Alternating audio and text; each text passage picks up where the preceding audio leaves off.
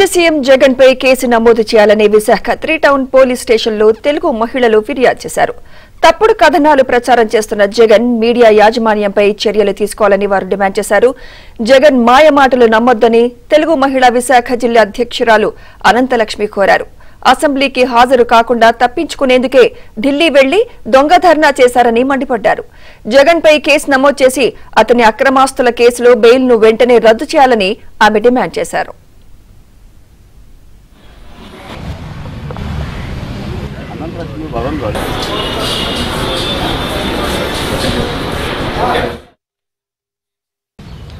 ఇలాంటి తప్పుడు ప్రచారాలు తప్పుడు కథనాలు రాయడం వల్ల ఈ రాష్ట్రం ఇప్పటికే నీ వల్ల 20 ఏళ్ళు వెనక్కి వెళ్ళిపోయింది. ఇంకా వెనక్కి వెళ్ళాలని కుట్రపూరితంగా ఒక పథకం ప్రకారం ఈ తప్పుడు పేపర్ను పట్టుకొని తప్పుడు వ్యాఖ్యలు తప్పుడు రాతలు రాస్తూ రాష్ట్రానికి పెట్టుబడులు రాకుండా చేసినటువంటి జగన్మోహన్ రెడ్డి పైన కేసు నమోదు చేయాలి. వెంటనే ఈరోజు తప్పుడు కథనాలు రాసిన సాక్షి పత్రిక మీద కానీ అలాగే జగన్మోహన్ రెడ్డి మీద కానీ చర్యలు తీసుకోవాలి. తక్షణమే ఆయన బెయిల్ రద్దు చేయాలి. ఇంకా ఇంకా ఇంకా ఎన్నెన్నో జరుగుతాయి అని అంటే అదంతా నువ్వే వెనకాల నుండి చేయిస్తావా?